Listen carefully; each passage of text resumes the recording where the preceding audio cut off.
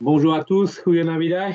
Donc c'est avec beaucoup de plaisir aujourd'hui évidemment que j'accueille mon collègue de l'ULB et de Paris, le professeur Roland Gillet, qui est professeur d'économie financière à l'ULB et à la Sorbonne, qui est également évidemment professeur et chercheur invité dans différentes universités, notamment américaines ou du continent américain, hein, pour ne citer que Harvard, le MIT ou le Canada. Je pense que tout le monde le connaît évidemment, puisqu'il régulièrement il intervient dans les médias sur les problèmes évidemment des marchés financiers. Aujourd'hui, nous l'avons invité évidemment pour qu'il nous apporte son expertise par rapport à cette problématique des marchés financiers évidemment et de la dette publique et des risques sur la dette publique, puisqu'il a également une longue expérience dans les problèmes financiers liés à la crise des dettes souveraines et des banques en 2008-2009 dans les pays européens. Roland, je te cède la parole et un grand merci d'être présent aujourd'hui. Merci à vous pour l'invitation. Et donc, Monsieur le Président, si on a bien compris ce que vous me demandiez aujourd'hui, c'est une quinzaine de minutes où je vais faire une petite synthèse qui n'est que mienne, et sachant que j'ai vu tout le panel qui est passé avant pour expliquer les liens macroéconomiques jusqu'au fonctionnement et les règlements de la Banque Centrale Européenne, outre les traités européens avec Peter Pratt. Donc, je vais essayer de ne pas reprendre les éléments avec le même angle d'attaque. Moi, c'est ici. Ce qui en tous les cas a été demandé, c'est de regarder un petit peu comment est-ce que, je vais dire, toute cette bouilloire qui a l'air de bien chauffer, avec vraiment un très bon capuchon au-dessus, et qui de temps en temps laisse partir un tout petit peu de vapeur d'eau ou de vapeur tout court, peut être à un moment donné quelque chose qui va être difficile ou peut-être difficile à maîtriser. Donc c'est un peu ça, je crois, que vous m'avez demandé. Donc je vais essayer de le faire en quelques étapes avant que vous posiez des questions sur des points plus précis si vous le souhaitez. Donc, il y a d'abord un point de départ, c'est est-ce que les mécanismes qu'on a mis en place aujourd'hui pour régler les problèmes de la pandémie notamment sont des mécanismes habituels? La réponse est non, mais ça n'a rien à voir avec la pandémie. La pandémie en a juste rajouté une couche. Ce qui est non conventionnel, ce n'est pas que les banques centrales, à un moment donné, rachètent de la dette publique, parce que il y a des exemples malheureux assez, alors je commence d'abord par ça, en disant que quand on le fait trop, ben, à ce moment-là, on se rend compte qu'il y a un asservissement entre la Banque centrale et je vais dire les gens qui gèrent le budget de l'État, c'est-à-dire le gouvernement. Mais il n'en reste pas moins quand même vrai aujourd'hui que, et je le dis dès le départ, les actionnaires de la Banque centrale sont l'État lui-même, ou les États eux-mêmes si on est en Europe. Donc, il faut bien avoir ça en tête. Il y a d'un côté l'autorité qui bat monnaie et qui émet des billets en contrepartie d'une gestion de son bilan. Et son bilan, normalement, au départ, il peut être composé de différents actifs, ce qui donne d'ailleurs la crédibilité aux billets de banque aussi. On sait qu'il y a eu l'or, on sait qu'il y a eu un portefeuille de devises, on sait qu'il peut y avoir des dettes, mais bien diversifiées, de qualité, et c'est ce qui permet de dire que les billets qui sortent finalement peuvent rentrer le jour nécessaire où on voudrait restreindre l'ordre de monnaie. Il suffit de revendre les actifs. Je dis souvent à mes étudiants, je sais que vous n'en êtes pas, mais on achèterait même des vélos de très bonne qualité, on les stockerait au sec, on achète 2 milliards de vélos, on vend 2 milliards de vélos, ça me convient, il y a une contrepartie derrière des billets de banque. Où ça devient évidemment plus délicat, c'est quand celui qui voudrait bien émettre les billets est à la fois celui qui a besoin d'argent. Et alors là, évidemment, par le passé, on sait ce que ça a été quand on a effectué effectivement une confusion entre celui qui devait préserver la valeur de la monnaie et celui qui avait besoin d'argent. Les Allemands, aujourd'hui, ne sont pas très fiers, en plus c'était l'épisode de la guerre, de dire qu'ils ont eu une telle hyperinflation qu'ils n'arrivaient plus tellement. La valeur de leur billet était garantie par de la dette qui n'était plus vraiment solvable, qui n'avait plus assez de place pour mettre le nombre de zéros sur les billets de banque, un peu comme les bolivars dans certaines républiques bananières. Donc on voit que même des gens au demeurant sérieux, je ne parle pas dans la période de guerre, mais dans la manière de gérer leur budget, quand ils n'y prennent garde, la confusion entre celui qui a besoin d'argent avec celui qui les prête, c'est-à-dire le même, crée des problèmes. D'où l'indépendance des banques centrales sur leur gestion dans la manière de garantir la valeur de la monnaie. Alors, évidemment que je vous rappelle ça, vous allez me dire c'est élémentaire, oui, mais je pense qu'on a tendance quand même à l'oublier si on veut à ce moment-là associer les marchés financiers. Parce que je vais venir tout de suite maintenant à ce que je voulais évoquer avec vous. C'est bien entendu que depuis 2008, notre idée a été comment est-ce qu'on peut accorder plus de crédit à l'économie réelle. C'était les phrases qui étaient utilisées partout. alors que dans le même temps, on savait qu'on vivait déjà sur un surendettement qui a d'ailleurs été, je vais dire, la cause, même s'il était ciblé parfois sur l'immobilier, de la crise de 2008. Donc c'est assez bizarre qu'on soigne le mal par le mal. Alors est-ce qu'on avait vraiment le choix? Ça, je ne peux pas dire qu'on avait beaucoup d'alternatives si on voulait financer au-delà des moyens des États après la crise de 2008, mais en tous les cas, on ne s'évite plus à l'exercice. Une fois qu'on a vu que ça devenait plus compliqué éventuellement d'aller chercher de l'épargne, je vais dire, chez les gens qui pouvaient éventuellement prêter, on s'est dit, tiens, on va faire alors à ce moment-là du quantitative easing. Et on est bien d'accord, on est avant la pandémie. Et ce quantitative easing aboutit à des choses qui sont incroyablement folles d'un point de vue rationalité. Si on regarde même un investisseur ou monsieur tout le monde, si je prends les deux côtés de l'Atlantique, mais surtout l'Europe, c'est en rachetant de la dette publique, les États européens, la Banque centrale, elle joue un rôle qui, à un moment donné, aboutit à quelque chose qui n'aboutirait jamais avec un investisseur. Jamais. Même des gens qui auraient peur, jamais ça n'arriverait à quoi. Et c'est quoi? C'est à un moment donné de voir une obligation, parce qu'évidemment, on a encore laissé quand même, heureusement, quelque part feu, pour ne pas montrer qu'on fait vraiment du financement monétaire, c'est que la Banque centrale ne peut pas acheter directement la dette des États. Donc ça va sur le marché, généralement dans l'institution financière, qui les achètent, sachant bien qu'elles vont avoir un acheteur de dernier sort qui va se précipiter assez rapidement à les acheter, qu'est la Banque centrale européenne. Mais qu'est-ce qui se passe à ce moment-là? Si effectivement on veut racheter toute cette dette nouvellement émise, eh ben, il suffit d'acheter comme n'importe quel bien l'obligation et son prix monte. Mais alors, où ça devient effarant, c'est qu'à un moment donné, et c'est là aussi qu'il faut bien voir ce qu'on appelle taux d'intérêt négatif, à aucun moment, un investisseur qui est derrière de la dette publique allemande n'a payé un intérêt négatif à un moment ou à un autre. Il n'est rien sorti en flux de trésorerie. Par contre, les achats de la Banque centrale ont poussé une obligation, par exemple, je le fais simple, comme ça c'est facile à expliquer, qui au départ avait été mis par exemple à 100, qui donnait 1% d'intérêt pendant 3 ans, c'est-à-dire 1, et puis rembourser 100, ce qui veut dire 103 de flux au total, à faire monter le prix à 104. Alors là, c'est incroyable quand même. Quelqu'un, l'État arrive, ou n'importe qui, à vendre à son débiteur, à son créancier, pardon, un papier 104 dont l'autre au début sait que même sans parler du fait que 104 aujourd'hui ne valent pas 100 reçus dans 3 ans et un reçu dans 1 an, dans 2 ans et dans 3 ans, non, ça on en est certain, mais là on paye carrément 100, on paye 104 pour réobtenir 103. Et vous allez me dire, mais comment c'est possible? Il suffit juste que la Banque centrale achète, elle fait monter le prix, et après on ne regarde même plus les flux intermédiaires. On ne les regarde pas ainsi, puisque quand je calcule le taux actuariel, j'arrive à un taux d'intérêt négatif.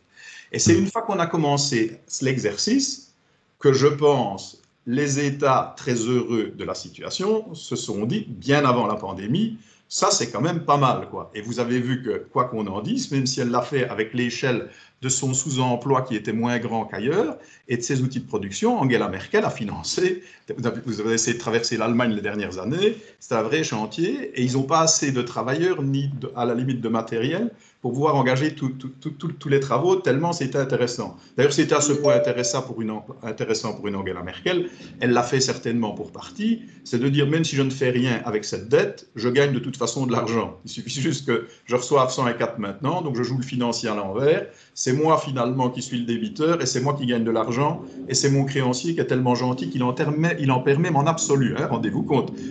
Il me donne 104 et il ne m'en réclame que 103 et dans le temps. Donc avec ce genre d'exercice, évidemment, ça n'appauvrit certainement pas, hein, si on a parlé beaucoup aussi d'Europe et de déséquilibre, ça n'appauvrit certainement pas les plus riches, hein, parce qu'alors là, c'est le sommet, tout ce qu'ils font.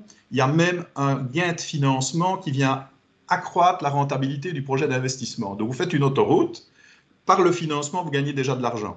Donc c'est vraiment incroyable. Alors évidemment, ça a permis à tout le monde, pour le moment, quand on rachetait par le quantitative easing de la dette publique, de voir monter ces taux de pénétration, je vais dire, sans mauvais jeu de mots, de la Banque centrale dans la possession de la dette publique des différents États, 5%, 10%, 15%, 20%, 25%, puis on a vu certains pays évidemment plus fragilisés qui auraient bien voulu plus, comme l'Italie, gros pays. Et donc, on est monté à certains niveaux qui étaient déjà, si on regarde ce qui se passe dans des exemples de gens beaucoup moins crédibles qui gèrent encore moins bien leurs finances publiques, des taux où on peut avoir vite des ennuis si vous prenez, hein, j'ai cité les pays d'Amérique centrale notamment. Donc ici, c'est la crédibilité des pays les plus forts et de la zone euro et de notre potentiel quand même de lever l'impôt sur des contribuables riches qui a fait que ça a encore été acceptable.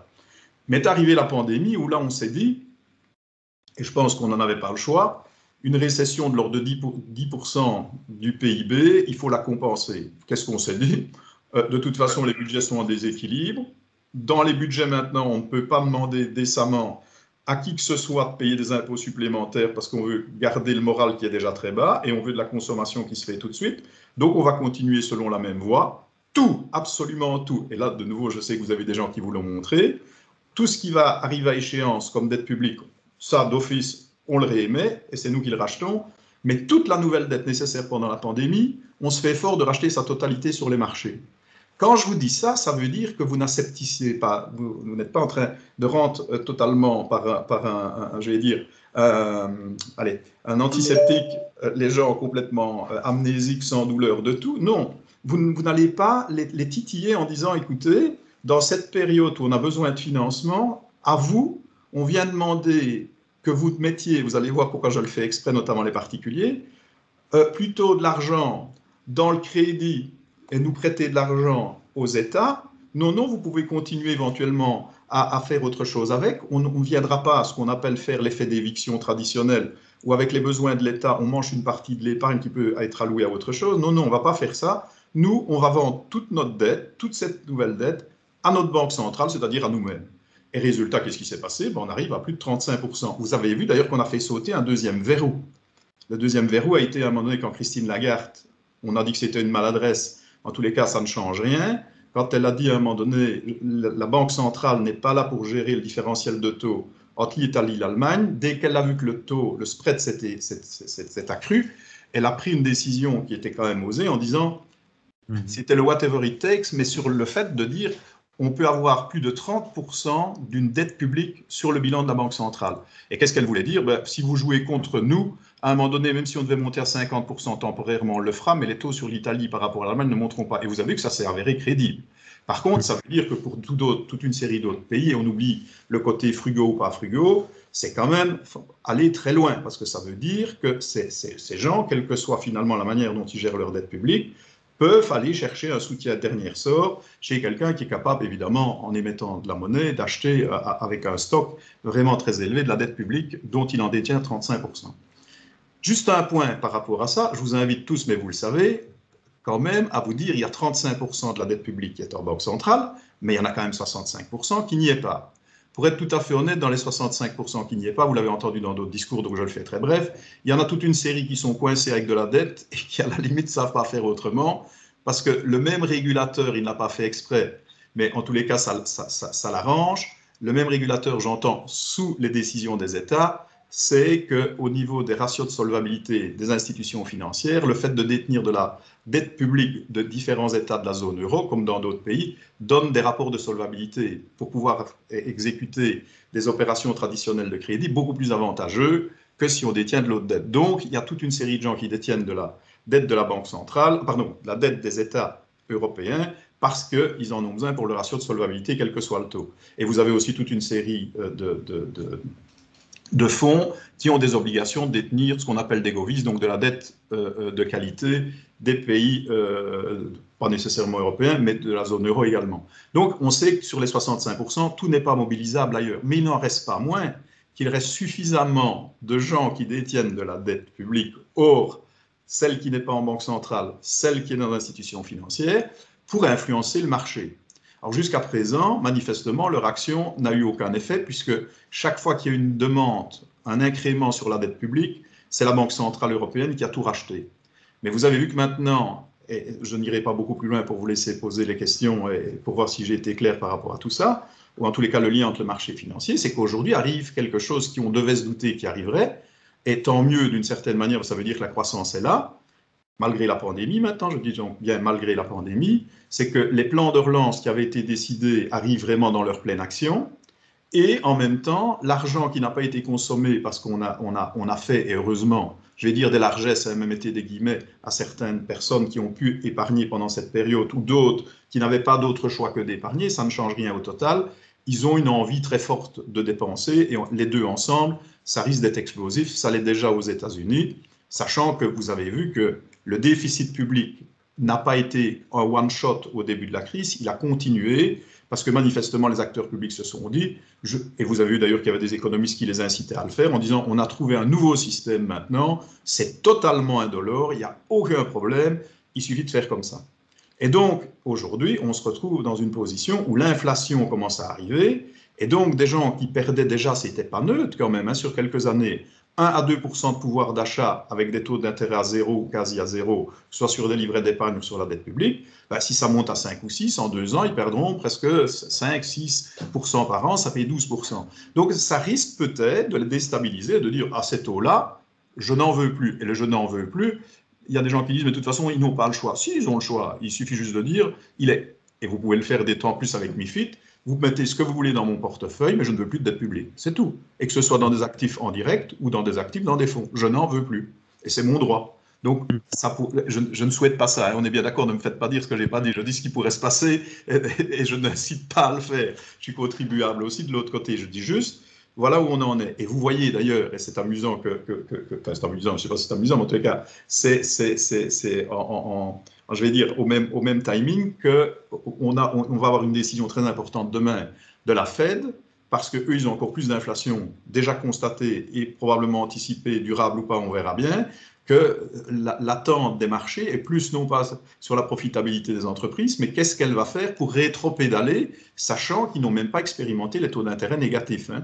Mais regardez quand même que ça ne change rien, parce qu'il y a des gens qui disent, oui, ils sont à un taux d'intérêt positif. J'ai devant moi pour le moment le taux à 10 ans américain, il est à 1,75 hein, pour faire court.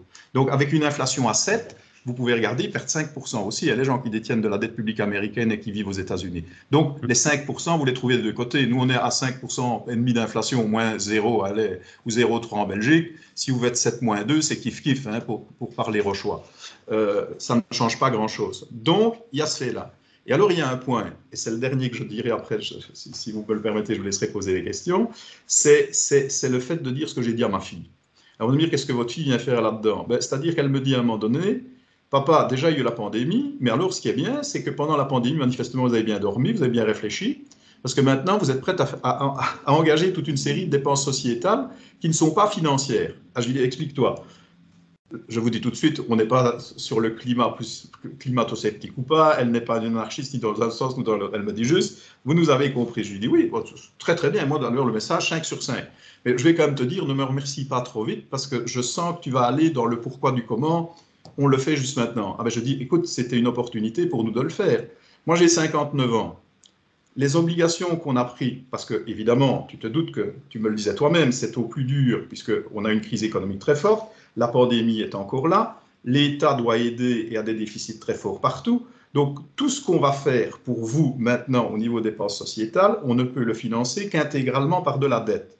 Et cette dette, comme elle est à un niveau très bas, les gens qui la gèrent, pour nous, ils l'étalent dans le temps au maximum, et c'est tous des emprunts, non pas comme quand tu fais un crédit hypothécaire où tu commences à rembourser du capital dès les premiers mois, c'est tous des emprunts in-fine. Donc c'est à la fin qu'on remboursera le capital.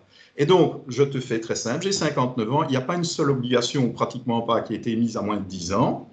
Moi, dans 10 ans, j'en aurai 69, on est bien d'accord, j'ai engagé les dépenses, je n'ai rien payé. Là, je deviendrai retraité, je ne payerai rien non plus. Je m'attends à avoir une pension encore un peu plus petite, ça c'est vrai. Mais ce qui est top, c'est que même la qualité de ma gestion, pour le moment, grâce au quantitative easing des banques, de la Banque centrale, le taux qui rentre dans le budget de l'État, puisque les intérêts, ça rentre dans le budget des États chaque année, là, il est à 0. Donc, en plus, je ne paie rien pour les dépenses que j'ai engagées. Donc, si les taux soient 0 sur la dette, maintenant ils redeviennent un peu positifs en Belgique, mais toute la période de pandémie, quand on a engagé toute une série de dépenses qui pouvaient être sociétales, les taux étaient à 0. Donc, ça veut dire non seulement je ne paie pas pour le moment sur les engagements que je prends, mais en plus, je ne paie rien du tout sur le financement. Donc, ne me dis pas trop vite merci, parce que ce que moi, je ne sais pas, et j'ai dit juste je ne sais pas, hein, je ne suis pas là dans l'enfant terrible, je lui ai dit, dans 10 ans, quand ces emprunts arriveront à échéance, je ne sais pas si tu auras les mêmes conditions de taux pour les replacer, mais ce que je sais, c'est que ce ne sera plus à moi d'y contribuer. Et donc, je vais juste vous dire ça, parce que pour moi, c'est ça les questions pour le moment. C'est de dire jusqu'où le petit jeu, agréable ou pas, peut même être conduit, comme le diraient certains, avant qu'on ne se retrouve dans des situations où même la rationalité de quelqu'un qui n'est pas un spécialiste de la finance va dire là, il y a quand même quelque chose qui ne va pas. Hein. Ça me paraît clair. Et alors, vous vous doutez, hein, je dis juste encore ça, j'ai commencé par ça, je vais terminer par ça, la crédibilité de la monnaie. c'est bien entendu ce que vous mettez quand vous émettez les billets, surtout quand vous faites du quantitative easing. Imaginez un peu qu'on ait fait ce qui a été proposé à un moment donné. Pas pour 1000 milliards, pas pour 50 milliards, comme a pu le faire parfois certaines bad banks quand il y avait des crédits pourris qu'on mettait dans un petit coin de la Banque centrale et puis qu'on les annulait, mais c'était tout petit par rapport à l'ensemble. Ici, pour des montants colossaux, imaginez un peu, j'invente 1000 milliards, on déciderait de supprimer cette dette. Ça veut dire que vous avez lancé dans l'économie ces 1000 milliards de billets et qui n'ont aucune autre garantie que le papier et l'encre que vous avez mis dessus. Plus qui est, si un jour vous devez les rentrer, vous ne pourrez jamais les rentrer par où ils sont sortis, puisque vous ne pouvez pas revendre les actifs pour les récupérer. Donc tout ça nous amène dans quelque chose qui est quand même des ennuis que le FMI connaît bien. C'est les mêmes qu'il a avec les pays que j'ai cités tout à l'heure. Et qu'est-ce qui se passe pendant ce temps-là? C'est que leur bolivar se déprécie encore plus au point qu'ils ne veulent plus que du dollar, et on est obligé de sauver la Banque centrale et l'État avec.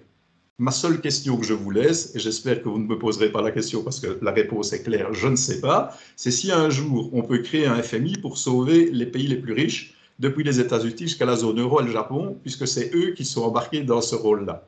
Et donc, je ne dis absolument pas que c'est la fin du monde, je dis juste, voilà un petit peu le constat que j'avais envie de faire devant vous pour la synthèse de tout ce qu'on a entendu jusqu'à présent, et dans mon rôle un peu plus de marché financier et budget et gestion des budgets des États.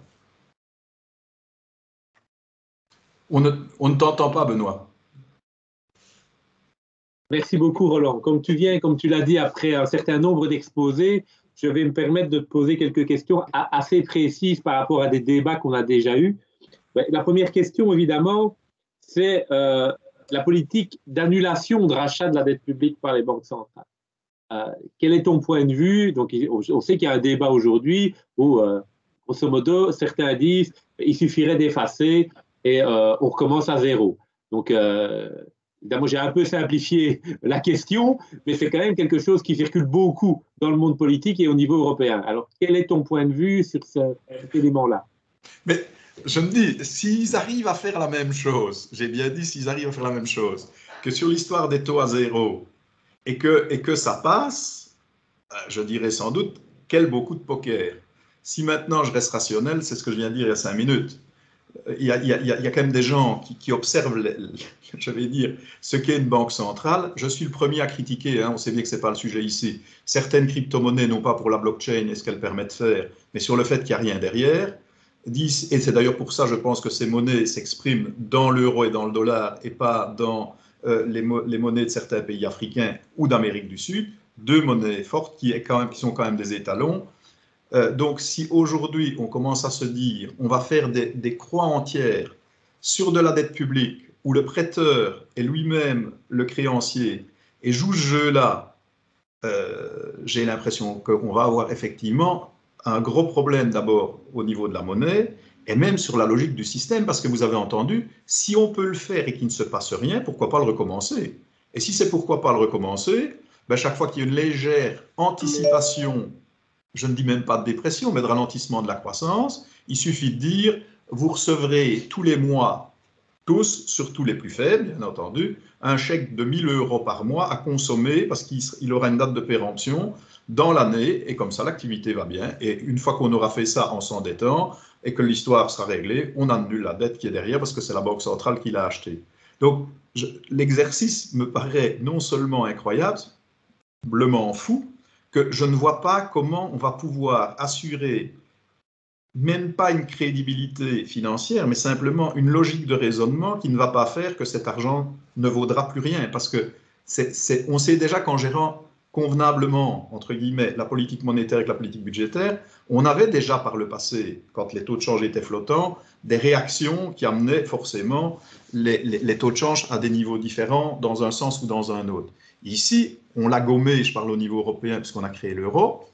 Mais là, de dire maintenant, on a trouvé le jackpot, c'est on met tout là-bas. Imaginez, il y a des gens qui disaient même, en annulant, on peut refaire la même chose. Ça veut dire, en gros, les 35% qui y sont, parce que j'avais bien compris le raisonnement, on les annule, mécaniquement, tous les rapports dette PIB remontent, et on recommence la même chose. Donc, je peux déjà vous dire, il n'y aura jamais plus de problème dans quoi que ce soit. Une entreprise va mal. Vous voyez d'ailleurs bien qu'il y a beaucoup de faillites qui n'ont pas encore eu lieu, parce qu'elles sont sous Baxter. Eh bien, on laisse le Baxter tout le temps. Quel est le problème? Des gens qui souffrent, et j'aimerais bien, hein, ne me dites pas que je n'aimerais pas, hein, je suis d'accord que ce serait chouette hein, si ça fonctionnait comme ça, un peu comme au Monopoly. L'hôtel Rue Neuve coûte un peu plus cher, pas de problème. Il suffit combien est-ce qu'il coûte? Ben, un peu plus cher, eh ben, ok, je demande de l'argent à la Banque centrale et je le paye comme ça. À un moment donné, le jeu est un jeu de dupes. Hein, je vais dire, la création de valeur n'existe plus dans son sens, je vais dire, vraiment littéral du terme, puisque c'est simplement un billet avec une inscription dessus qui fait la valeur, enfin pas la valeur, qui fait le prix. Moi, je crois qu'effectivement, la question, elle est vraiment à très attention déjà maintenant au niveau où on est, mais on ne pourra plus aller beaucoup plus loin avant qu'il y ait aussi des défauts réels, hein, parce que ces gens qui sont pour le moment avec des dettes publiques très importantes, imaginons même qu'on ne les annule pas, je ne sais pas s'ils pourront payer les intérêts facilement quand éventuellement les taux vont remonter. Alors c'est vrai que ça se fera dans le temps, puisqu'on a allongé la dette partout et toutes les échéances n'ont pas lieu au même moment, et ainsi de suite. Mais je ne citerai pas de région, mais je reviens d'Espagne. Je peux vous dire que pour le moment, les discussions sont âpres entre la Catalogne et l'Andalousie, un peu comme elles l'ont toujours été, en disant il y a une garantie plus ou moins dans la Constitution que les régions pourront être aidées par l'État fédéral qui bénéficie d'un taux pour le moment qui est utilisé pour pratiquement toute l'Espagne avec un petit peu de discernement selon la région ou une autre, mais les Catalans exige qu'on aille plus loin et de dire maintenant, pour tout ce qui est intérêt, vous payez les intérêts que vous avez, mais si demain il y avait une crise et que les taux d'intérêt montent plus fort, ça vraiment ne vous aidera jamais sur les taux d'intérêt. C'est justement votre capacité à ne pas faire de vrais investissements et de faire des dépenses sociétales.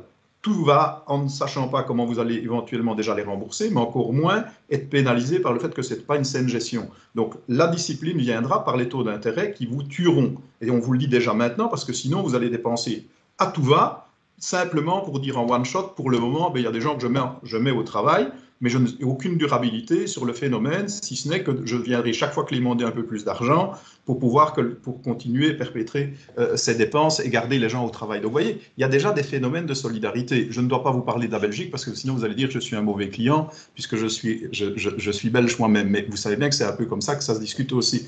Donc je crois qu'il faut faire très très attention maintenant. Hein. Et vous avez vu, il y a eu un groupe sur la dette de la région wallonne. Donc je pense qu'il y a de plus en plus, même au niveau régional, des gens qui se posent des questions sur la soutenabilité. Hein. On est bien d'accord que c'est bien le terme qu'on utilise. Donc si on se casse la tête là-dessus et qu'il y a normalement une solution facile, c'est d'annuler la dette, je ne vois pas pourquoi on nous réunit. Hein. Il suffit de dire, quand vous voyez que c'est insoutenable, vous appelez la Banque centrale, vous nous dites combien vous voulez en effacer. Vous allez voir après combien de débiteurs traditionnels voudront bien venir comme autres créanciers hein, aussi. Posez-vous la question. Hein. Ça veut dire, une fois que vous mettez ce schéma-là, vous risquez de ne plus avoir qu'un seul créancier derrière la dette publique, c'est l'État lui-même. Hein. Et là, ça demande vraiment beaucoup d'imagination pour dire que ça peut tenir. Donc voilà un petit peu ma réponse. Merci Roland. Alors, question un peu d'actualité d'aujourd'hui, puisque évidemment, tout le monde a entendu les chiffres de l'inflation aux États-Unis. Et donc, j'ai l'impression que la Banque centrale est coincée entre le rôle de pompier et de pyromane.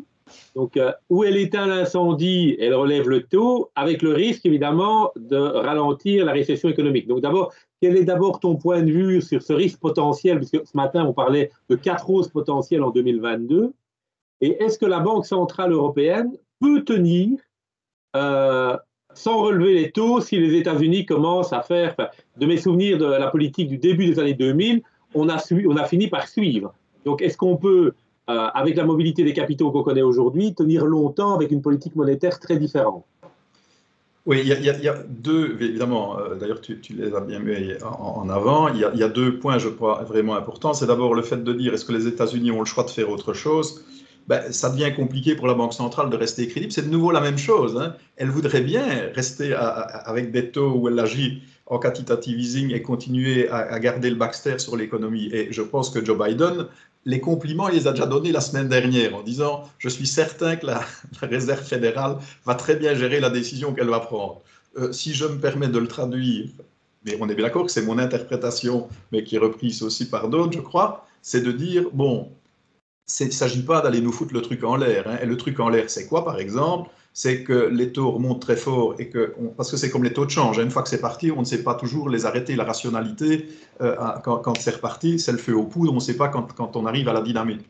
Et donc, mollo, et deux, surtout, on sait très bien que l'effet richesse, surtout aux États-Unis, 70% du PIB vient de la consommation intérieure. Donc d'aller casser le moral des troupes après pandémie, qui est une des voies évidemment de croissance aux États-Unis importante, par un effet richesse inversé, je m'explique. Quand les Américains ont gagné beaucoup d'argent avec la hausse des marchés financiers via leurs fonds de pension maintenant, ils se sentent tous très riches et donc ils ont un beau moral pour consommer. Si maintenant ils se ramassent, puisqu'aux États-Unis il y a quand même beaucoup de gens et des petits porteurs aussi, qui ont des actions, s'ils se ramassent à un crash de 30%, leur instinct naturel à consommer, c'est ça, cet effet richesse inversé, va être beaucoup moins. Donc, et ça c'est vrai aussi en Europe, hein. Je pense que les banquiers centraux font très attention justement à ne pas créer une cause de déstabilité supplémentaire au niveau de cette reprise de la croissance en minant le moral des particuliers, hein. On n'est pas sur les entreprises ici, des particuliers qui verraient leur richesse chuter fortement. Et on voit en plus que la particularité ici, c'est que pendant la crise, généralement pendant une crise, les gens s'appauvrissent, une crise économique traditionnelle, et n'ont pas trop envie d'investir. Ici, les gens se sont retrouvés avec beaucoup d'argent, certains, ou plutôt que de le consommer, ils l'ont investi. Donc clairement, l'argent, il est là. Donc si on veut en plus que l'État qui a distribué des chèques aux États-Unis voit les 1000 $ qui n'ont pas été consommés, ne plus avoir qu'un pouvoir d'achat de 500 $ quand ils seront consommés, il suffit juste qu'il y ait un crash boursier.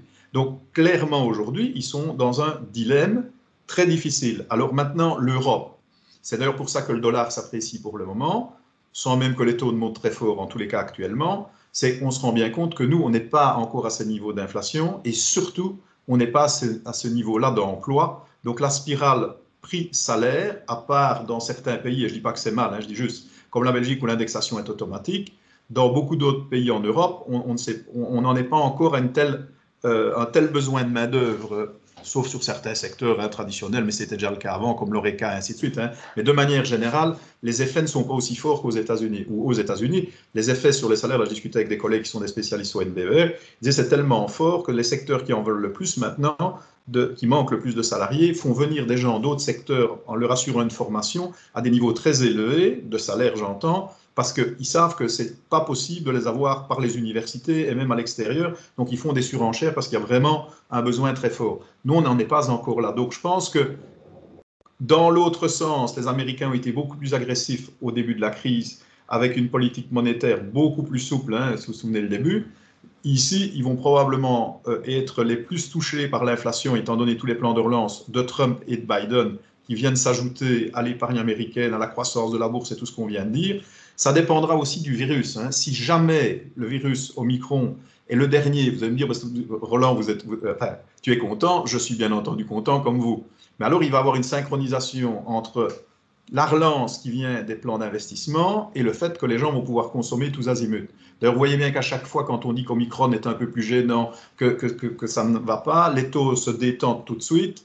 Je parle aux États-Unis, mais aussi en Europe, et on voit que les marchés sont plutôt contents parce qu'ils se disent ça permet de lisser le phénomène d'inflation dans le temps par une désynchronisation entre les plans de relance et la relance qui revient de la consommation, étant donné, je vais dire, la libéralisation de l'économie. Donc ici, il y a quelques facteurs de synchronisation qui sont importants, mais on voit bien, et ça je réponds alors à la deuxième partie de la question, aujourd'hui l'inflation passée, elle est constatée, donc là on ne peut plus nier, il y a une très forte inflation aussi bien en Europe qu'aux États-Unis, et maintenant les premiers mois de l'année montrent que cette inflation continue. Alors il y a évidemment un facteur qui est vraiment très embêtant, c'est le risque géopolitique, plus le fait qu'on a manifestement mal géré un peu partout dans le monde le côté énergétique. Et donc les énergies fossiles, pour le moment, vous avez vu elles restent indispensables d'abord, et elles deviennent relativement rares.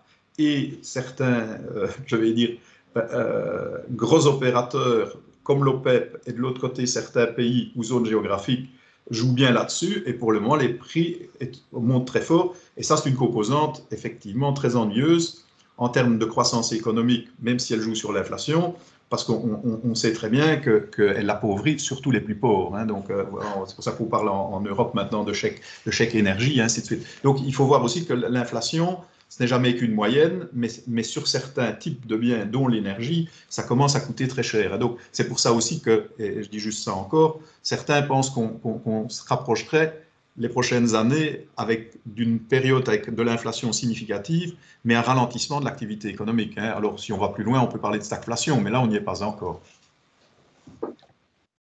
Mais je rebondis par rapport à ce que tu dis. Donc, est-ce que, et dans le débat sur la gouvernance budgétaire européenne, on peut encore, entre guillemets, laisser totalement indépendant la politique monétaire de la gouvernance budgétaire et de la politique budgétaire, ou est-ce qu'on doit quelque part commencer à donner, ce qui est le cas aux États-Unis d'ailleurs, où les missions en termes économiques et d'emploi de la Banque centrale sont plus claires qu'en Europe, où je sais que la Banque centrale s'est donnée, entre guillemets, un mandat, mais qu'elle n'a pas par les traités, si je ne me trompe. Est-ce qu'on doit ouvrir ce débat à un moment, donner une vraie mission plus économique à la Banque centrale en dehors de la lutte contre l'inflation? Et de nouveau, à partir du moment où celui qui gère le budget se finance auprès de quelqu'un qui est censé le faire, non pas comme un arbitre, mais pour préserver la valeur de la monnaie, je pense qu'il faut vraiment qu'on spécifie les choses, et ce n'est pas à moi de le dire, c'est la démocratie qui le choisira au niveau des hommes politiques qui décideront de modifier ou pas la mission de la Banque centrale. Mais je crois que si on veut vraiment qu'il y ait d'autres gens, alors évidemment, ici je ne veux pas être caricatural, mais si on veut encore que des particuliers, des entreprises elles-mêmes prêtent de l'argent à l'État, il va falloir quand même leur expliquer que les règles du jeu restent des règles de bon sens. Je n'ai même pas parlé des règles d'économie financière avec des modèles mathématiques de solvabilité ou de soutenabilité. Je pense qu'à un moment donné, il y a des limites à l'exercice. Et si on jouait, je vois à la FSMA, donc je suis membre du conseil de surveillance, ils ont créé le labo et on était beaucoup à le réclamer, Wikifin, pour enseigner aux enfants d'abord et puis aux plus grands un petit peu ce que c'est que de gérer un budget. Et il y avait, je ne sais plus comment ils ont appelé ça de façon assez ludique, touche pas à mes pépettes pour les budgets, puis après, je ne sais plus comment ils ont appelé le jeu pour un peu l'épargne, d'initier les gens à d'abord simplement comment on gère un budget et comment on gère son financement, qui sont deux décisions différentes, en tous les cas qu'on doit prendre de façon tout à fait différenciée en finance, même quand on va très loin dans la rationalité. Je pense que si à un moment donné on se dit non, on va mélanger tout au niveau d'un État, en sachant déjà ce que c'est que la gestion budgétaire d'un État, moi, je pense qu'on prend de grands risques à un moment donné, de crise financière à répétition, qui risquent d'être très, très, très durs, parce que si les acteurs n'ont plus confiance, vous savez comment que c'est fondamental la confiance, encore plus que dans la consommation au niveau des marchés, au niveau de nous tous, parce que les marchés, c'est jamais que la résultante de ce que nous, on est. Je pense que là, on va avoir de sérieux ennuis. Et pour le moment, généralement, et c'est ça qui permet aussi de donner à l'État des marges, des guidance, c'est que les particuliers et les entreprises, où les contribuables puissent à un moment donné dire « moi je préfère prêter l'argent à d'autres acteurs que vous parce que je trouve que vous le gérez mal et c'est nous qui sommes quand même garants de cet argent qui est dépensé puisque vous gérez pour compte de vos contribuables ». Donc je pense que c'est bien qu'il y ait quand même à un moment donné une séparation. Alors maintenant qu'on ajoute certaines je vais dire, certaines fourchettes où on donne un rôle à la Banque centrale, pourquoi pas? Aux États-Unis, on sait très bien qu'en dehors des 2% d'inflation, ils sont plutôt dans le volet contracyclique pour aider de manière keynésienne, je vais dire, la reprise économique dans les récessions, parce qu'on sait ce qu'il a été de la période d'après-guerre où on avait très très mal géré. Mais au-delà de ça, je pense qu'il ne faut pas mélanger les rôles, et d'avoir une différence restera, à mon avis, quelque chose de très important. On ne peut pas dire « je te téléphone, j'ai besoin d'argent, les marchés financiers sont tous méchants, pour les risques que je représente, pour la manière dont je gère de mon budget, je devrais avoir du 5%, est-ce que tu peux me prêter à zéro ?» Ça, je pense que c'est une mauvaise idée. D'autant plus si à un moment donné, les marchés sentent qu'il y a un décalage, je pense que c'est eux qui gagneront, parce qu'ils peuvent aussi vendre leurs dettes. Et à ce moment-là, il ne restera plus qu'un seul acteur susceptible de l'acheter. Il faut toujours se dire ça. Si un jour, il y a des gens qui sont, entre guillemets, dégoûtés de la manière dont ça se passe, il faudra alors à ce moment-là que l'État achète sa propre dette tout seul. C'est pour dire qu'il y a des limites au jeu. Quand il y a des gens qui disent, et ça c'est une phrase que vous avez beaucoup entendue aussi, c'est un impôt librement consenti. Bon, oui, c'est un impôt. Non, un impôt, on doit le payer, point. Ici, je veux plus contribuer à ce jeu-là, je vends mes obligations des dettes que je détiens. Personne ne peut m'obliger à les garder, jusqu'à preuve du contraire. Par rapport à ce que tu as expliqué tout à l'heure, notamment sur les entreprises, est-ce qu'il y a un risque potentiel? Parce qu'à un moment, il va falloir rétablir les règles du jeu aussi sur la solvabilité du monde économique. Est-ce qu'il y a un risque de second tour de problème qui va toucher les institutions financières et du coup impacter de nouveau les finances publiques? Est-ce que ce risque, il est crédible ou il n'est pas crédible? Oui, il y a deux points vraiment importants déjà à retenir. Il y en a un qu'on n'a jamais expérimenté. c'est amener les taux d'intérêt de toutes les dettes publiques à des taux proches de zéro.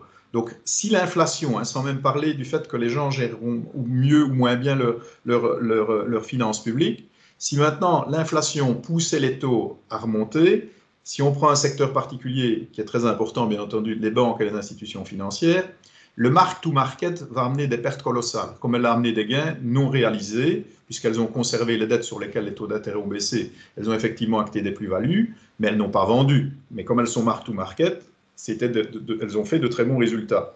Si le chemin se fait dans l'autre sens, vous avez bien compris que ça va être juste le contraire. Les taux d'intérêt remontant sur des dettes longues, ça va faire des plus-values à prendre en mark-to-market très importants.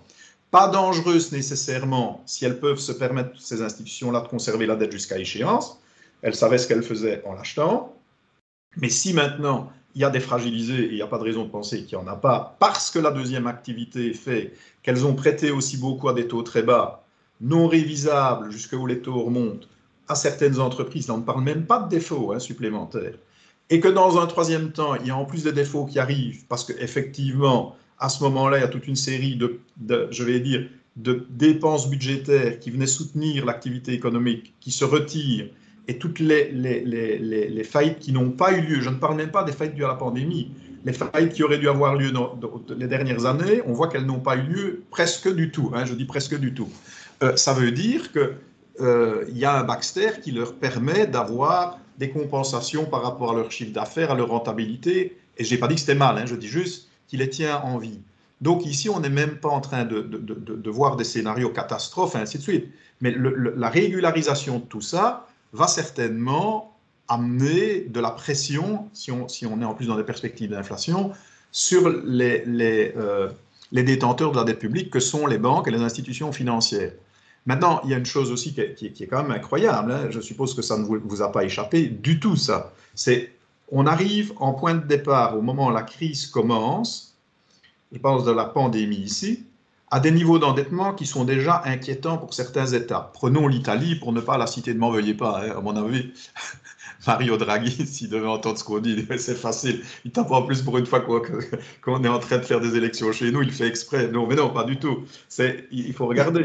C'était quand même dans une situation scare. J'y allais d'ailleurs et j'y vais encore, avec notamment des collègues, on se réunissait souvent en Milan, discuter des problèmes de certaines banques que vous connaissez, puisque ça a été dans la presse, comme Monte di Paschi di Siena et ainsi de suite, qui avaient des bilans très très peu, je vais dire, attrayants. Vous doutez qu'ici, ça n'a rien arrangé, que les choses soient claires. Heureusement d'ailleurs qu'il y a eu des grants, ce n'est pas uniquement des loans, au niveau de Next Generation EU, et qui vont recevoir de l'argent, vraiment pour une fois, mais sur les dépenses de la pandémie, parce que pour le reste, l'endettement public italien est toujours un problème, et les banques qui sont derrière aussi. Par contre, qu'est-ce que je veux dire par rapport à ça? C'est avant la pandémie, vous voyez un petit peu quels étaient les taux d'intérêt de l'Italie. Et vous voyez, sauf maintenant à cause un peu de l'inflation, ou surtout à cause de l'inflation, le risque crédit de l'Italie ne s'est certainement pas amélioré, ça vous serez d'accord avec moi, étant donné tout ce qu'on a dû mettre comme argent dans l'activité économique, que ce soit en Italie ou ailleurs, et dans la pandémie, pour payer tout ce que ça a pu coûter. Et pour réarriver au même niveau d'activité qu'aujourd'hui. Donc on ne peut pas dire qu'on a en plus un PIB plus important. On est juste revenu au même niveau. La dette publique a cru. Eh bien, le taux d'intérêt sur l'Italie est tombé à des niveaux bien plus bas.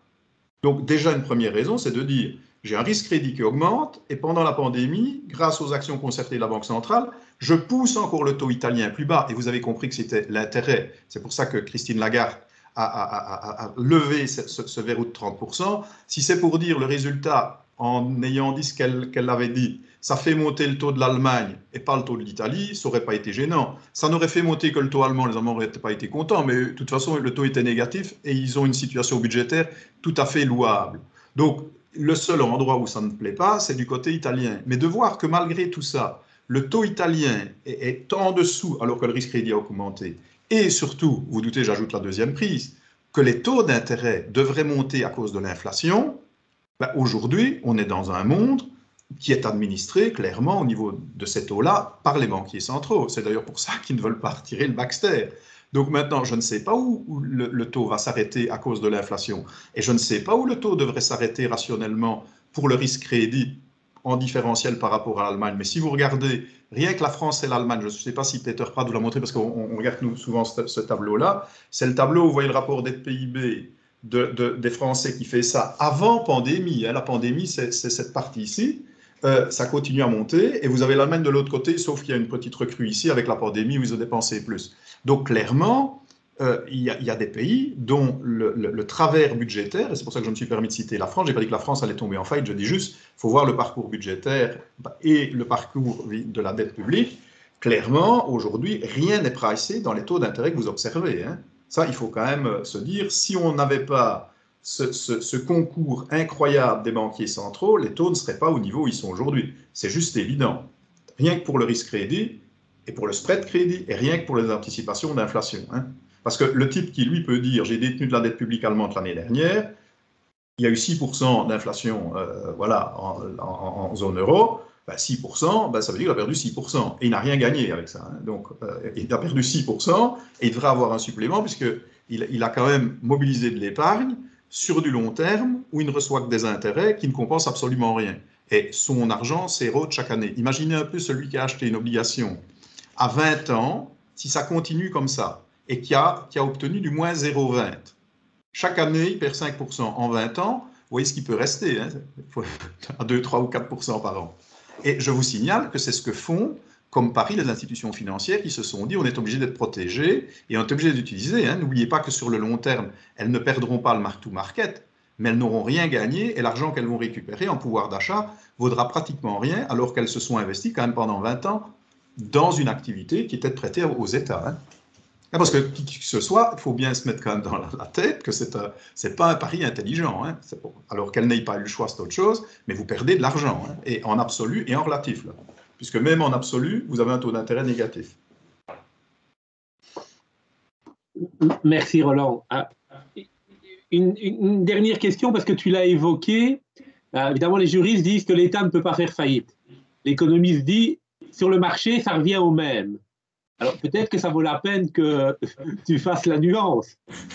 Il y a déjà des États qui sont tombés en faillite. Oui. Et d'ailleurs, si on ne les avait pas sauvés, je ris, mais j'arrête de rire. Hein. Ce que j'ai fait comme mission à l'époque pour la Grèce, je croyais vraiment, de toute façon, vous avez vu, ils étaient en défaut de paiement, c'était la catastrophe. Donc, s'ils n'avaient pas accepté les conditions au début qui auraient pu, sous une démocratie encore, à l'époque de Papandréou, régler éventuellement le problème si on avait été plus sympathique avec eux. Et plus sympathique n'était pas de valider leur gestion budgétaire. C'était de dire, à partir du moment où un élève vient après une crise économique pareille, en sachant que c'est le plus faible, demander un crédit à du 3,5%. Vous allez voir la discipline des taux. À du 3,5% en moyenne sur sa dette, vient dire, je n'en peux plus, je ne saurais pas m'en sortir. Et la crise est très forte, même pour vous, pour le moment, puisqu'on a cette crise de 2008, et on leur dit comment vous n'en sortez pas à 3,5%. Non, non, non, non, non, non. Et les marchés, les méchants marchés financiers, ils estiment même qu'on a des risques de défaut, ils demandent du 15%. Et vous ressortez de la réunion, je me souviens encore de ce grand jour-là quand j'étais expert pour cela, et ils ressortent à du 7,5% devant dire que c'était vraiment génial. Est-ce que vous pensez qu'il y a une seule personne dans la salle gentil et sensé? Je dis d'abord gentil, il n'y en a pas beaucoup de gentils à ce moment-là, parce que comme tout le monde souffrait dans ces États nationaux, il fallait être méchant.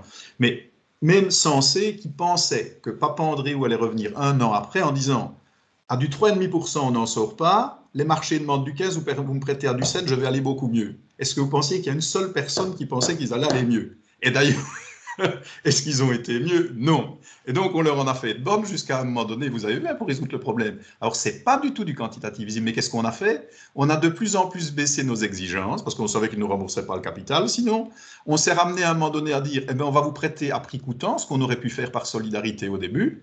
Et voilà comment on s'en est sorti. Et en faisant un tout petit peu de restructuration de la dette, en évitant même, vous avez vu que Merkel y tenait beaucoup aussi parce qu'elle avait compris ce que ça allait donner pour la zone euro. Si on ne sauvait pas un pays de la zone euro, vu sa taille en plus, elle a donné quand même du lest à la fin pour qu'on puisse sauver l'histoire en jetant, à juste titre probablement, Varoufakis à la porte après les élections et le gouvernement de Tsipras, mais ça veut dire qu'il ne restait plus que Aube Dorée derrière. Hein.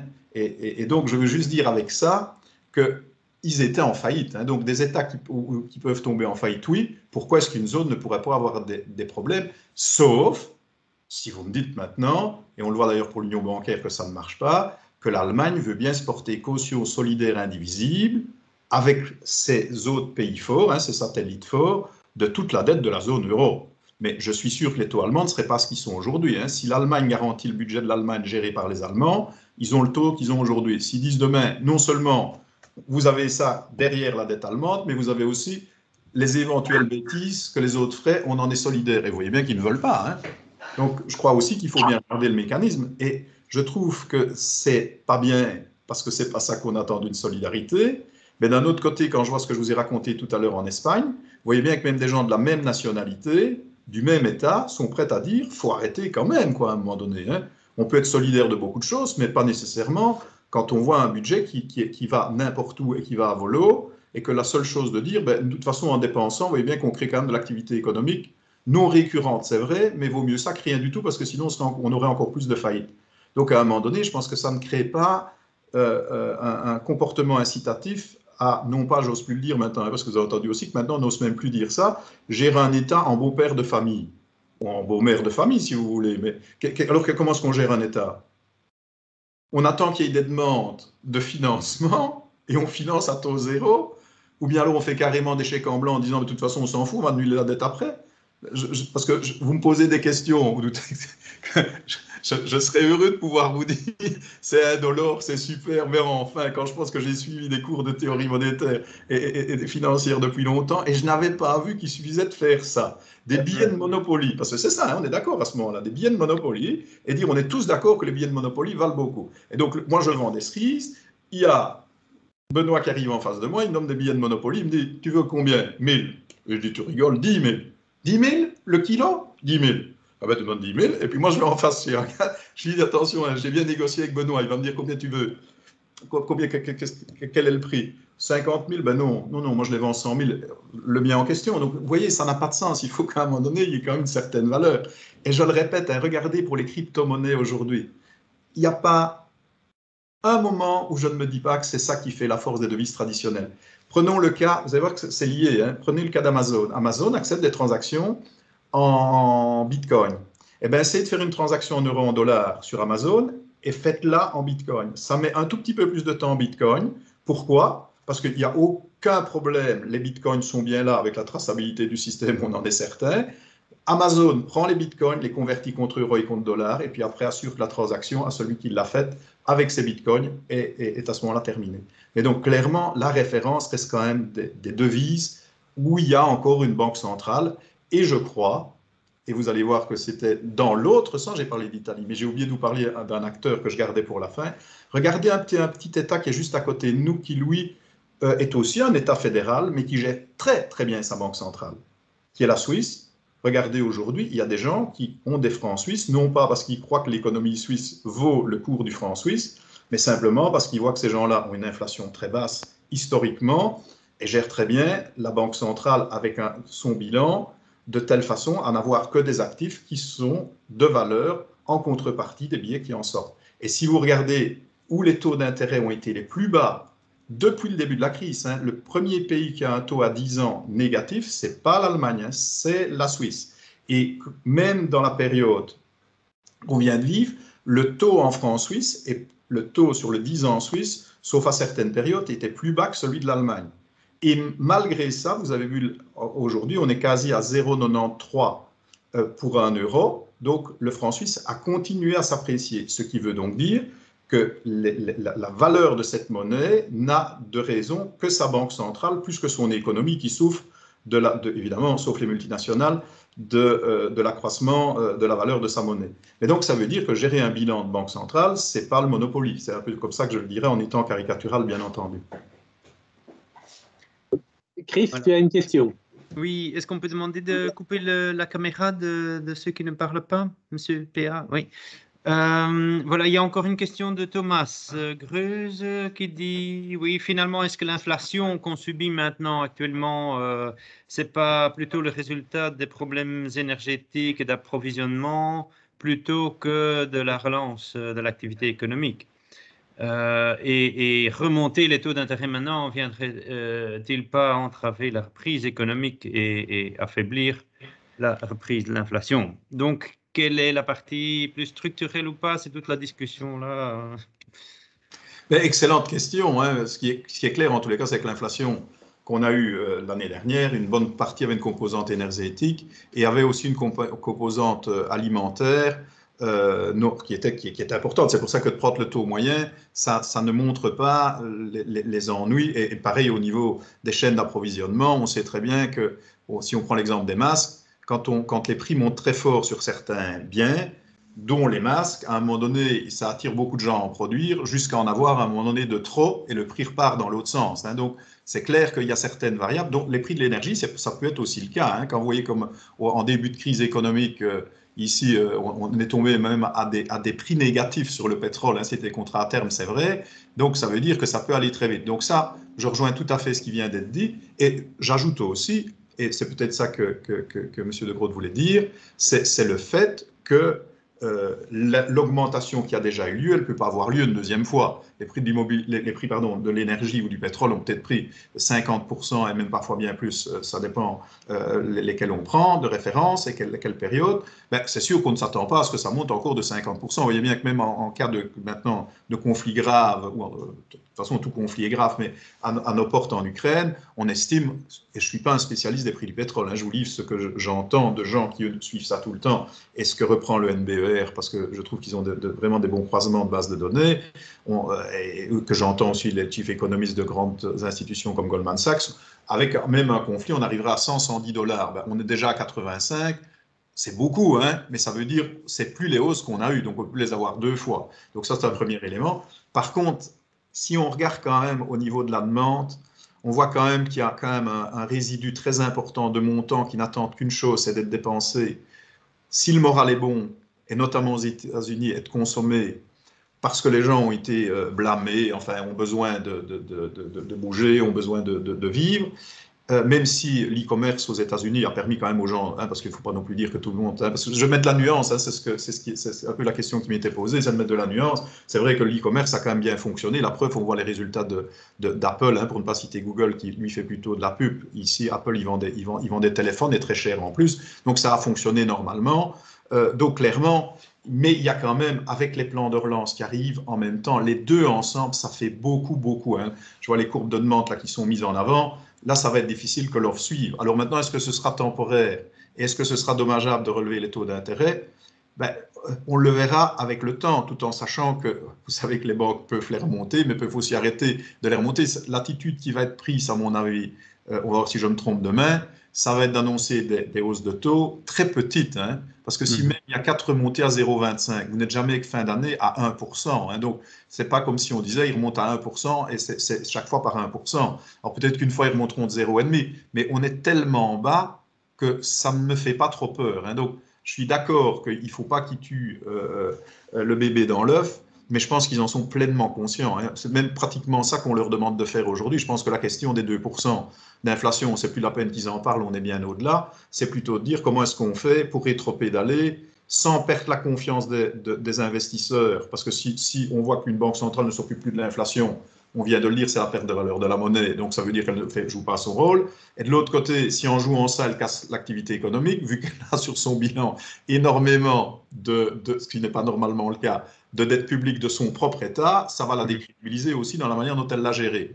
Donc ici, c'est le rétropédalage intelligent entre les deux qui va permettre d'arriver à une solution qui serait l'idéal. Et l'idéal, ce serait que la croissance économique soit forte, moins forte un peu dans le futur, et que dans le même temps, les taux d'intérêt soient justifiables pour la gestion des États avec cette supplément de croissance économique et des impôts qui vont être levés naturellement simplement à l'augmentation de l'activité économique. Si on doit maintenant devoir, parce que les taux remontent, prendre tout de suite des mesures pour payer par exemple les taux d'intérêt sur la dette dans certains États, parce que ça va devenir... Vous voyez, on pourra encore dire, hein, Benoît, ça je ne l'avais pas encore sorti celle-là, mais ça me vient en tête, si ça ne pose aucun problème, on peut aussi dire tous les intérêts sur la dette publique qui augmentent, et bon, on les finance par une nouvelle dette publique qu'on met en banque centrale, et puis après on l'annule. Je suis sûr que les marchés vont applaudir. Bon, ne me demande pas, mais je suis d'accord que vous me posiez des questions personnelles, mais vous avez la réponse. Si vous me dites que ça fonctionne comme ça, pourtant, je suis prêt à aider mon pays, mon État, ma région, je ne prêterai plus un seul euro à l'État parce que j'estime que là, c'est vraiment du grand n'importe quoi, hein, en termes de crédibilité. Mais on pourrait le faire, hein, pourquoi pas? C'est-à-dire, pourquoi si on finance bien le capital, pourquoi on ne financerait pas les intérêts? Et on ne les met pas lourd dans le budget. Je ne vois pas pourquoi on les mettrait, puisqu'on va les annuler. Il y a souvent, et ça vient dans une des questions, donc j'en fais une question générale, on fait souvent la comparaison avec le Japon. Mais je pense que la comparaison, elle est plus complexe que de dire le Japon a une dette à plus de 200 points de PIB, ils n'ont pas de problème, et donc ce qui se passe au Japon peut se passer chez nous. Est-ce que tu peux faire entre guillemets, la comparaison et dire pourquoi on ne peut pas vraiment comparer le Japon aux pays européens? Mais d'abord, vous avez vu, hein, parce que j'aime toujours bien, on dit au Japon, il ne se passe rien. C'est sympathique, ça ne coûte rien de le dire. Je ne sais pas vous si vous y allez toutes les semaines, moi je n'y vais pas toutes les semaines. Et je n'y suis même plus allé pour des années. Et la seule fois où j'y suis allé un jour pour une conférence, donc je ne connais pas le Japon. Mais je vois de temps en temps des gens qui vont au Japon, ou bien l'ambassadeur ici en Belgique, le japonais ici en Belgique. Et je m'amuse quand même avec lui parce que tout va bien, mais si vous regardez ce qui s'est passé depuis les années 80, souvenez-vous qu'à l'époque, un terrain au centre du Japon valait plus que toute la Californie. Et la bourse était à 36 000, donc l'indice Nikkei était à 36 000. Je vous signale que pour le moment, on est quand même, depuis 86, presque 40 ans après, le Nikkei a atteint 30 000 et maintenant on n'est plus qu'à 28 000. Et ils ont eu une période dure de déflation colossale. Hein, donc de dire leur dette publique ne leur a pas tapé sur la tête, je peux vous dire qu'ils ne rigolent pas. Alors, c'est un grand pays exportateur, ce sont des grands travailleurs, et ils vivent quand même avec un système qui n'est pas le nôtre, hein, et chacun a son système et sa culture, mais je voudrais toujours voir qu'on doit appliquer des normes aussi drastiques et accepter des conditions de marché aussi drastiques que les Japonais ont dû l'avoir pendant des années avec de la déflation, et puis dire après, finalement, ce n'est pas trop grave, on a fait quelques petits efforts, on s'en est pas mal sorti. Hein. Donc, je dis, attention. Et donc, c'est ça que je veux dire. Je ne souhaite jamais de vivre l'expérience japonaise. Hein. Vous imaginez? Pourtant, ils étaient bien partis eux aussi hein, dans la création monétaire. Et vous avez vu que, parce qu'on dit, oui, mais ils font la même chose que nous. Pas du tout. Là, encore aujourd'hui, c'est la seule banque centrale, la Banque du Japon, qui achète même des actions pour tenir sa bourse. Hein. Les Américains achètent des emprunts corporate, mais pas encore des actions, ou très peu. Ils l'ont fait peut-être marginalement, mais très peu. Tandis que la banque japonaise achète tout, quoi. Hein. Et donc, pourtant, ils ont été soumis à la pandémie comme nous. Hein. Donc, je pense que c'est justement un bel exemple pour montrer à quel point, quand on crée une dette comme ça, et en plus, c'est une dette à eux-mêmes. Hein. Bon, en Europe, c'est vrai on est entre nous solidaires, mais il y a quand même beaucoup d'autres pays que l'Italie qui détiennent de la dette italienne, heureusement pour les Italiens. Hein. Et heureusement que les institutions financières y croient encore, hein, parce que c'est facile de dire les Italiens pourraient acheter toute leur dette publique. Mais ils ne sauraient déjà plus, puisque c'est la Banque centrale européenne. Je vais vous donner une réflexion de Salvini. Je l'avais trouvé excellent, mais vraiment excellent. Je n'aime pas le personnage, mais c'est mon avis personnel, et je crois que je ne suis pas le seul dans les experts quand on y va là-bas. Il est vraiment très rapide et très intelligent. Ça, oui. Et la preuve, il arrive dans une réunion où on discutait justement des dettes publiques, et on dit à un moment donné, je ne sais plus qui dit, il y a 30% pour le moins, c'était déjà il y a 1 an et demi, je ne sais plus, ou même avant, non, il y a au moins 2-3 ans, allez, mettons 30%, je ne sais plus si c'est 28 ou 30% de dette italienne qui est en banque centrale. Et il dit, comme ça naïvement, il dit oui, c'est notre problème. Et il y a un Finlandais qui le regarde, qui lui dit, évidemment que c'est votre problème. Ah non, c'est notre problème. Il dit, comment ça c'est notre problème? Ah oui, qui dit, qu'est-ce que vous voulez faire? Moi, je n'ai jamais demandé en tant qu'Italien que vous achetiez de la dette italienne. C'est la Banque centrale qui l'a acheté, elle est indépendante. Eh bien, moi, je représente 17% des gens au sein de la Banque centrale qui ont acheté 28% de la dette. Et qu'est-ce que vous comptez faire si ça ne doit pas m'envoyer l'aviation? Il y a quelque chose dans les traités qui prévoit une punition. C'est moi qui vous ai obligé à l'acheter, la dette italienne. Eh bien, j'ai trouvé que c'était très malin, et c'est ça le problème hein, aujourd'hui. C'est pas vous gérez pas le budget d'Italie avec la dette d'Italie, vous avez planqué rien du tout. C'est la Banque centrale, gérée en plus par Mario Draghi à certains moments, c'est vrai, mais maintenant par Christine Lagarde, qui achète la dette de tous les États. Et voilà. Et alors, un truc aussi, mais ça je sais que vous le savez, mais qui fait rire, hein, on dit, oui, mais franchement, le quantitative easing, ça a amené les taux d'intérêt très bas, donc c'est bien pour les États. Pour la partie qui est en banque centrale, je vous signale que ça ne sert juste à rien. Imaginez que les taux soient à 10% sur la dette qui est en banque centrale. Les 10% en fin d'année sont redistribués comme bénéfice aux actionnaires de la Banque centrale qui sont les États. Par contre, qu'est-ce que ça change? C'est qu'en poussant les taux d'intérêt bas, ça ne change rien pour ce qui est parqué en Banque centrale, mais pour tous les autres investisseurs qui détiennent de la dette publique, ça change tout. Hein. Donc pour une gestion active sur 35% de la dette, vous annulez la rentabilité des autres. Il faut quand même bien voir que c'est ça le mécanisme. On est d'accord que vous m'aviez demandé, Monsieur le Président, d'aller un peu le nez dans le moteur, j'essaye d'y aller. Mais vous risquez, vous voyez mes mains, elles sont déjà un peu noires quand même, hein. Il y a de l'huile. Non, mais c'est ça qu'on fait. Hein. Donc je crois vraiment qu'il y a des limites à l'exercice et que plus on va les mettre naturellement aux yeux des investisseurs, même non initiés, plus ils vont s'en rendre compte. Hein. Ils vont s'en rendre compte. Chris, tu vois encore une question? Il y en a une qui vient d'arriver. Stephen, il est vrai que la politique monétaire souple de la Banque centrale a réduit l'attractivité des obligations publiques et la discipline budgétaire de certains pays, mais lâcher le rôle de la BCE comme créancier du dernier recours ne semble pas la solution, comme ça risque de faire cibler certains pays sur les marchés financiers, comme Grèce avant le whatever it takes. Comment peut-on résoudre cette difficulté et garantir des politiques budgétaires saines? Imposer des conditions strictes liées à un prêt ou une subside, et qui déterminerait alors ça? La question est difficile, bien entendu, mais je donne juste une idée par rapport à la gestion budgétaire. C'est si à un moment donné, on n'a pas de garde-fou, alors on sait très bien que les critères de Maastricht, puisque tout le monde s'est assis dessus, ça ne sert à rien de les conserver dans l'état tel, et après ce qui vient de se passer avec la crise de la pandémie, dire que 60% c'est un taux, et en plus que c'est d'abord basé sur de l'arbitraire, hein, je pense qu'on ne saura jamais justifier exactement, à l'époque si, étant donné les taux de l'époque, mais pourquoi on a gardé les 60% aussi longtemps et les 3% de déficit? Ça, je pense qu'il n'y a pas un modèle économique qui peut l'expliquer. On sait juste dire pourquoi ça semblait des bons ratios à l'époque, mais les avoir gardés aussi longtemps, ils auraient pu fluctuer dans le temps. Par contre, il faut bien à un moment donné qu'on choisisse des éléments et qu'on y mette des limites. Prenez un autre exemple, au niveau d'Eurostat.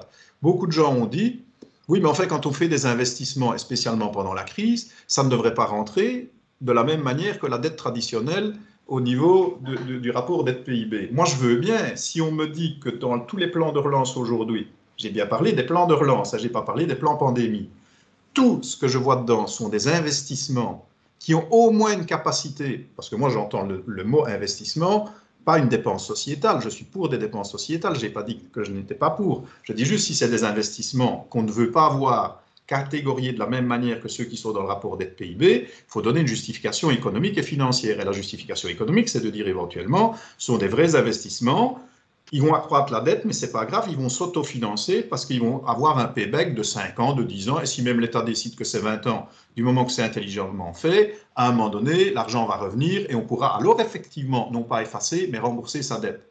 Si on me dit maintenant que dans les plans de relance, je souris, mais n'interprétez pas ça mal, il n'y a que des dépenses de ce type-là d'investissement et que je vois qu'on fait un rond-point en face de chez moi et que je vois que les fonds sont utilisés aussi pour l'œuvre d'art qui est au centre du rond-point, j'ai difficile à réconcilier ça avec un vrai investissement, avec une vraie rentabilité. Alors que pourtant le rond-point, s'il améliore de la fluidité et crée de la valeur économique parce qu'on roule mieux et parce que les gens vont créer plus de valeur les années suivantes et l'État lever des impôts, je comprends mieux. Mais la pièce qui est au centre, non. Un autre exemple que je ne comprends pas, je le dis exprès pour être marginal sur ce volet-là, il y avait des subsides, moi je suis pêcheur dans la région, pas moi, les sociétés de pêche les ont demandé pendant longtemps, ils ne les ont jamais eu. Arrive la pandémie, le pire moment, ils n'osent même pas le demander en disant, bon, pas comme aller demander pour remettre des poissons dans la rivière quand tout le monde souffre. Eh bien, on a reçu la totalité, voire plus. Donc je me dis quand même qu'il y a une partie maintenant qui fonctionne plus sur la question que Monsieur le Président m'a posée au début, à savoir, si puisque ça marche bien, où est la limite de l'exercice? On a besoin d'argent pour les truites, on remet des truites. Et en plus, le pisciculteur va créer de l'activité économique, on va lever de l'impôt sur le pisciculteur et on est parti. Donc, c'est ce que je dis à un moment donné, s'il n'y a plus aucun critère, au moins quantitatif, sur la gestion comptable et à moyen terme d'un bilan et d'un budget d'un État, sachant que le bilan, il ne le présente jamais l'État, puisque on ne voit jamais que le budget, mais on ne connaît pas ses actifs, donc on ne connaît pas la dangerosité de tout ce qu'il met dedans. La seule chose qu'on sait, c'est qu'on compte sur les contribuables futurs pour pouvoir lever des impôts pour un jour s'il a des problèmes. Aujourd'hui, je pense qu'on arrive à des limites de l'exercice. Les taux sont importants, hein, je veux dire les taux d'endettement et de certaines régions. Si on était tous au niveau de l'Allemagne et qu'on déciderait maintenant de porter un gros coup pourquoi pas? Mais vous voyez bien que même eux, ils regardent à deux fois. D'abord parce que structurellement, il faut qu'ils puissent y arriver. Ils étaient beaucoup plus proches, eux, d'un sous-emploi déjà très limite, donc ils ne savent pas quand même faire beaucoup plus. Et ils ont ce problème, je vais dire, au niveau de leur arbre, leur pyramide des âges, pardon. Donc, ils ne savent pas faire beaucoup plus. Et donc, à un moment donné, vous avez même beau avoir les moyens, tout ce qu'ils auraient pu faire, c'est payer leurs autoroutes encore plus cher, parce que le consensus des gens qui construisent des autoroutes en Allemagne aurait dit, s'ils les veulent vraiment, ça ne change rien, augmenter le prix, comme ça ils dépenseront l'argent en question. Donc je crois que vraiment ici, il y a besoin de critères sains de gestion budgétaire. Par contre, repartir de main stricte, on est tous d'accord, ça n'a juste pas de sens. À part le Luxembourg et encore, personne ne peut jouer dans cette cour-là, quoi. C'est ça. Il y a encore une question de Pierre-Alexandre Billit.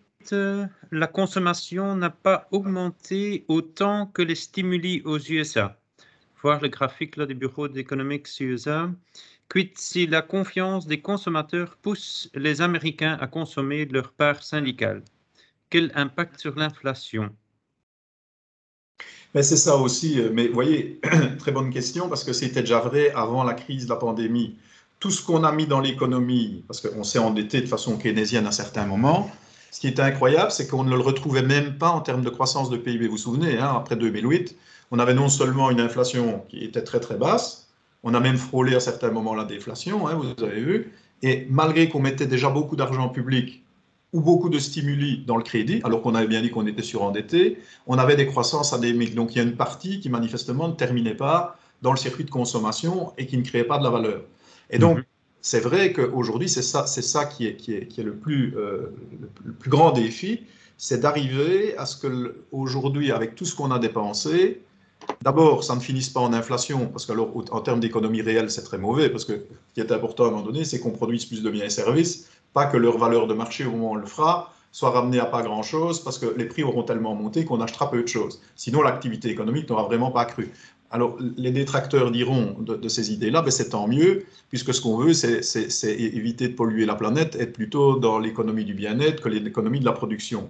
Seul problème aussi, ils n'ont qu'à venir autour de la table avec nous, je dis nous parce que je suis sûr que vous le savez et que vous le regardez aussi comme ça, ils verront les comptes pour le moment public. Sans une croissance minimum, sans un gâteau qui croît, il y a toute une série de dépenses sociétales qu'on ne pourra pas assurer sans parler des pensions. Et pour le dire simple, c'est beaucoup plus facile de trouver des marges de manœuvre pour aider les plus faibles quand le gâteau croît, que de prendre dans des gâteaux, comme déjà aujourd'hui en Belgique, où le taux d'imposition est déjà très élevé, encore un peu plus dans un gâteau qui décroît pour donner à des dépenses qui sont légitimes. Si on prend par exemple les soins de santé, et les gens qui le réclament légitimement aujourd'hui, une revalorisation de ce personnel-là, voire une création de postes. Donc je crois qu'aujourd'hui, on a tous à gagner à essayer de voir ce qui permet que les plans de relance et tout l'argent public qui va être mis sur la table soient au moins des investissements quand c'est dans des plans de relance, et il y a un effet multiplicateur le plus grand. Il y a des gens qui me disaient, oui, mais enfin, quand on engage des gens pour faire un travail pour le moment, ils vont quand même créer de la richesse, l'État prélèvera des impôts, ainsi de suite. C'est vrai, mais si, vu les ressources disponibles qu'on détient, on peut faire un vrai investissement dans le sens que non seulement il est récurrent, mais qu'on va récupérer pour en refaire encore un autre, l'effet multiplicatif est encore beaucoup plus grand. Hein. C'est un peu une notion de coût d'opportunité de l'argent de l'État. Et comme c'est quand même l'argent du contribuable, je crois qu'aujourd'hui, les marges de manœuvre ne sont pas aussi larges qu'on ne veut bien le croire et que ce n'est pas une raison de donner des chèques en blanc. Et je ne parle pas du tout de ce qui a été fait pendant la pandémie, mais des chèques en blanc sur des choses qui sont des plans de relance avec beaucoup d'éléments qui n'ont rien à voir avec de la relance, quoi, ou en tous les cas avec de l'investissement. Et vous avouerez que on a pris le côté financier puisque vous me l'avez demandé, mais de l'autre côté, imaginez, moi je ne l'aurais jamais imaginé, mais peut-être vous, qu'en pleine crise de la pandémie, avec la pire récession qu'on ait connue depuis la Seconde Guerre, c'est à ce moment-là qu'on se soit dit, eh ben, on va pouvoir en plus adresser toutes les dépenses sociétales qu'on n'avait pas pu adresser avant, et on va pouvoir les mettre en avant tout de suite. Et même la Banque centrale avec Christine Lagarde a dit, c'est un impératif et il y a moyen. Moi, je ne l'aurais pas cru. Et ne me dites pas que je suis climato-sceptique, hein, mes propos n'ont rien à voir avec ça. Or, ici, on va très loin. Hein. Et je crois qu'on le voit tous. Et en plus, ce qui est très bien, c'est que c'est indolore. Et c'est indolore pour tout le monde. Comme si personne ne va payer à un moment donné. Ou s'il va payer, c'est tellement loin que nous, ben, Moi, je ne serai déjà plus aux affaires, et certains d'entre vous non plus. Mais bon, on verra bien, quoi. En tout cas, un grand merci, Roland. Je pense que tu as eu la franchise qu'on te demandait, en tout cas, et d'oser d'entrer dans les débats. C'est vrai que c'était difficile de venir après, à la fin d'autant de conférences, mais je pense que tu as pu parfaitement te différencier et alimenter le débat sur des questions dont on n'ose pas parler, mais qui sont à la première page de tous les journaux pour l'instant. Hein, la question essentielle étant de se demander si ça va durer encore longtemps et combien de temps on peut encore jouer. Mais tu as été en tout cas parfaitement clair sur ta démonstration. En tout cas, je te remercie beaucoup. Je signale évidemment que tu fais aussi partie du comité académique qui accompagne toute notre démarche depuis presque un an. Donc, je signale à tout le monde que nous allons finaliser donc, un rapport sur tous les débats, toutes les propositions qui ont été formulées dans le cadre de ces séminaires et que après les partenaires sociaux, dans le cadre du Conseil central de l'économie, essayeront d'établir un avis, mais je suis convaincu qu'on va y arriver, un avis sur une proposition de réforme de la gouvernance budgétaire européenne. En tout cas, je vous souhaite à tous une bonne après-midi et je vous remercie en tout cas d'avoir participé à ces séminaires. Merci beaucoup. Est-ce que je peux conclure sur une phrase en vous remerciant de m'avoir écouté? C'est vous doutez bien que j'avais placé ma fille pour vous dire juste une chose. Pour moi, en tous les cas, je l'aime tellement que j'ai bien compris que quand je suis du côté du contribuable, j'ai pas envie qu'il lui arrive des ennuis. Par contre, pour le moment, je vois ça de façon totalement indolore et je me dis quand est-ce que dans le cycle de vie qui va au-delà même de ma vie économique à moi, j'entends productive, elle va payer. Hein. Donc je crois que c'est un peu ça l'idée. Hein. Si on était tous dans le volet on va devenir de nouveau dans l'austérité, ce qui n'était pas mes propos, c'est pas du tout de ça que j'ai parlé, c'est plutôt de dire comment est-ce qu'on peut continuer à avoir l'impression que tout ça ne coûtera rien et que c'est indolore pour nous, sans imaginer les conséquences plus tard pour les gens qui vont nous suivre. C'est surtout ça le sujet. Et je crois que c'est l'arbitrage qui sera difficile un jour, parce que là, ici, on a vraiment ouvert une boîte de Pandore très sympathique, hein, au bout du compte. Si on n'était que d'un seul côté. C'est vrai que depuis un an dans le débat, l'équité intergénérationnelle, on ne l'avait pas encore tout à fait mise. C'était un peu ça que tu as dit, je le répète, avec le jargon de l'économiste d'économie publique. Cette équité intergénérationnelle qui vient souvent en débat avec la dette et qui fait beaucoup de débats d'ailleurs. Parfait. En tous les cas, merci à vous de m'avoir écouté et merci pour les questions. Un grand merci en tout cas Roland et je te rappelle dans 10 minutes. Parfait, impeccable. Merci beaucoup. Bonne fin d'après-midi. Au revoir à tous. Merci.